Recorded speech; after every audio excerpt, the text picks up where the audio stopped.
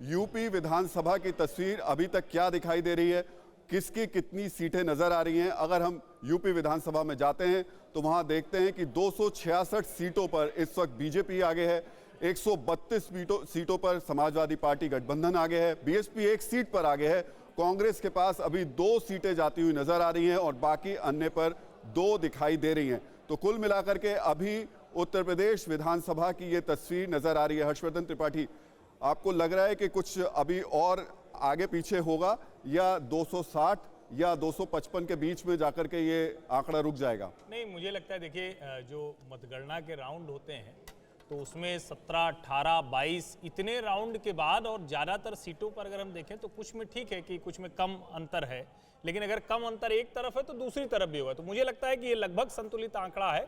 10-5 सीटें इधर उधर हो जाएं अलग बात है, लेकिन मोटा मोटा लगता है कि यही आंकड़ा जाकर स्थिर होगा उत्तर प्रदेश के मामले में। यही दिखाई दे रहा है। और इस वक्त अपर्णा यादव के घर से बाहर जितेंद्र शर्मा हमारे संवाददाता मौजूद है। जितेंद्र, एक बार वहां की तस्वीरें भी दिखा दीजिए, क्या चल रहा है वहां पे? जी बिल्कुल, देखिए इस वक्त हम अपर्णा यादव के घर के ठीक सामने मौजूद है। तस्वीरें आप देख सकते हैं, बीजेपी के जो कार्यकर्ता हैं वो यहां पहुंच चुके हैं। जो घर है वो फूलों से सजना शुरू हो चुका है। इसके अलावा आतिशबाजी इस वक्त यहां शुरू हो चुकी है। मैं चाहूंगा कैमरामैन तस्वीरें आपको दिखाएं। ठीक पीछे आप देख सकते हैं किस तरीके से ढोल यहां पर बजाए जा रहे हैं। देखिए खास बात यह है कि जिस जगह अपर्णा यादव का घर है यहाँ से चंद कदमों की दूरी पर सपा कार्यालय है। इसके अलावा मुलायम सिंह यादव यानी कि उनके ससुर का घर है। मैं चंद कदमों की दूरी पर ही शिवपाल यादव का घर है, अध्यक्ष अखिलेश यादव का घर है। और ठीक उस जगह ये देखिए किस तरीके से यहाँ पर अपर्णा यादव के घर के ठीक सामने जो बीजेपी के कार्यकर्ता हैं बड़ी संख्या में मौजूद हैं और ढोल नगाड़ों पर डांस किया जा रहा है और बाकायदा यहाँ जीत का जश्न बीजेपी का शुरू हो चुका है। घर फूलों से सजना शुरू हो चुका है और ये देखिए आतिशबाजी यहाँ पर शुरू हो चुकी है। तो तस्वीरें आप देख सकते हैं। एक तरीके से कहा जा सकता है कि जो मुलायम परिवार है वो परिवार इसी इलाके के अंदर रहता है और ठीक वहाँ पर इस वक्त अपर्णा यादव के घर पर बीजेपी की जीत का जश्न शुरू हो चुका है। जी चलिए देखिए, तस्वीरें तो ये अब जगह जगह से आ रही हैं, हर जगह ये जश्न की तस्वीरें नजर आ रही हैं।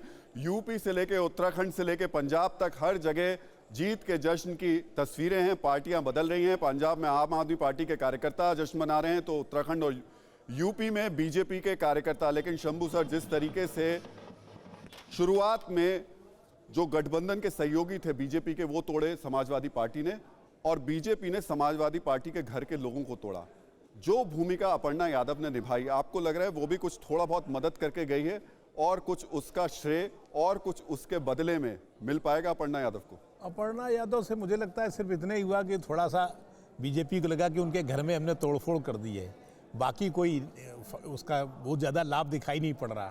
क्योंकि बीजेपी की जीत जिस तरह से हुई है, वेस्ट यूपी में भी दिखाई पड़ रही, ईस्टर्न यूपी में भी दिखाई पड़ रही, सेंट्रल में दिखाई पड़ रही है।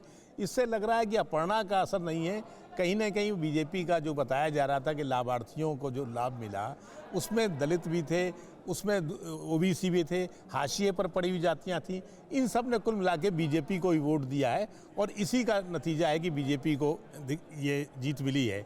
लेकिन ये भी याद रखना है कि बीजेपी को हार भी हुई है, क्योंकि जो 325 सीटें थी उनसे तो बहुत पीछे आ गए हैं।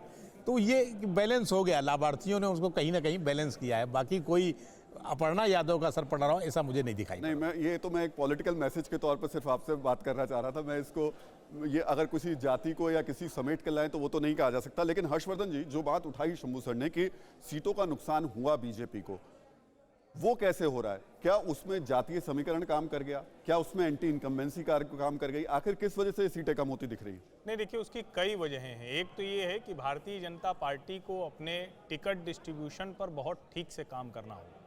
अगर आप हमेशा सोचेंगे कि नरेंद्र मोदी के नाम पर आप जीतते रहेंगे, हमेशा आप सोचेंगे कि इसी तरह से विधायक का कोई रोल नहीं होगा, उसकी कोई भूमिका नहीं होगी और बाद में आप ये भी कहेंगे कि विधायक से लोगों की नाराजगी थी, तो मुझे लगता है कि एक तो सबसे महत्वपूर्ण बात ये है।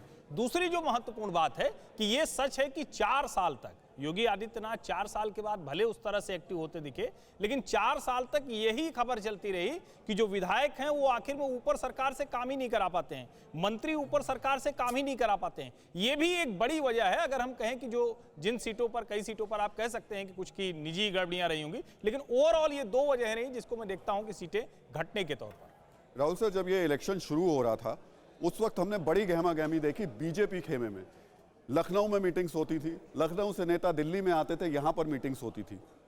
इस इलेक्शन में जीत तो गए हैं, बहुत अच्छे मार्जिन के साथ जीते हैं।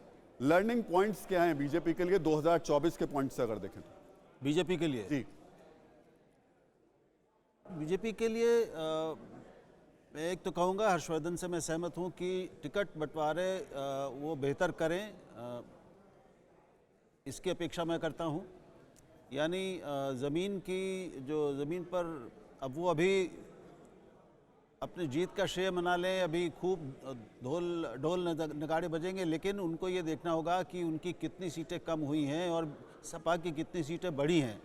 लोकतंत्र के लिए एक बेहतर संतुलन, स्वस्थ संतुलन कायम हुआ है, लेकिन इससे आगे बढ़ने के लिए कुछ और अतिरिक्त करनी पड़ेगी। और मैं ये फिर कहूँगा कि एक जिस तरह का ध्रुवीकरण हमें साफ दिख रहा है वहाँ पर जो हुआ है, जिसका लाभ बीजेपी को हुआ है, एक सीमा के बाद वो उत्तर प्रदेश और देश दोनों के लिए और पार्टी के लिए भी, बीजेपी के लिए भी, वो राष्ट्रीय विकल्प के रूप में जो बनी है उसके लिए भी वो बहुत शुभ नहीं है। उसको अपने इस नीति पर भी बहुत गहराई से पुनर्विचार करना होगा, केवल राजनीतिक लाभ की दृष्टि से नहीं, राष्ट्रीय लाभ की और राष्ट्रीय विकास की दृष्टि से। हेमंत सर, ये सवाल मैं आपसे भी पूछना चाहूंगा। जब ये इलेक्शंस हो रहे थे तब बीजेपी को लेकर के सबसे ज्यादा हलचल देखने को मिल रही थी। विधायक नाराज नजर आ रहे थे, कार्यकर्ता थोड़े नाराज नजर आ रहे थे, कहा यह जा रहा था कि सुनवाई नहीं होती है। ये सारे तमाम फैक्टर्स 24 के लिहाज से जब हम देखते हैं, क्या सीख और सबक देते जाते हैं खासतौर से सेंट्रल लीडरशिप को? देखिए साहब, अगर यह चुनाव बीजेपी इस तरह से जीत रही है तो 24 में भारतीय जनता पार्टी या नरेंद्र मोदी जी के नेतृत्व को कोई चुनौती नहीं है। कांग्रेस की दशा आप देख ही चुके हैं। बहुजन समाज पार्टी राजनीति के फलक से चली गई है।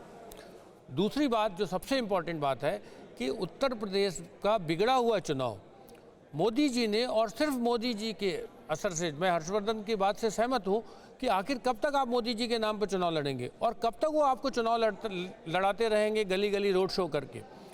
तो इससे तो निकलना होगा। अगर वही लड़ाएंगे तो विधायक, मंत्री और मुख्यमंत्री का क्या मामला है?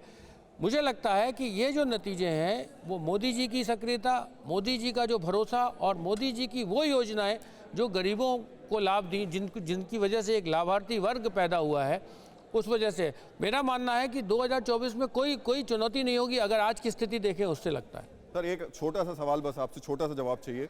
अखिलेश यादव के पास तो लंबा वक्त है, मायावती की स्थिति आप कहां देखते हैं अगले चुनाव तक?